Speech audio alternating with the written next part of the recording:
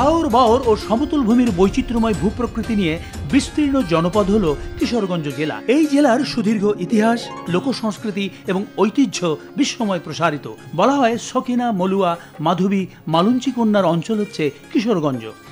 দর্শক মণ্ডলী, ইটনা, অষ্টগ্রাম এবং মিঠামইন উপজেলার সমগ্র অঞ্চল, তারাইল, বাজিতপুর, নিকলি এবং ভৈরব উপজেলার কিছু অংশ নিয়ে এই হাওর অঞ্চল গঠিত।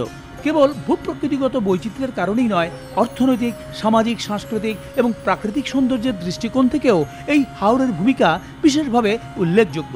চারিদিকে বিশাল জলরাশি, আর এই জলরাশির বুকে দূরে বিচ্ছিন্ন এই গ্রামগুলোকে দেখলে মনে হয় সাগরের বুকে ছোট ছোট দ্বীপ যেন সাগরের পানিতে ভাসছে। দিগন্ত বিস্তৃত জলরাশির বুকে ভাসতে প্রকৃতিপ্রেমিক অনেক পর্যটকই ভিড় জমান এই অঞ্চলে। এর মধ্যে লিকলি, মিঠামইন ও অষ্টগ্রাম হাওর উল্লেখযোগ্য।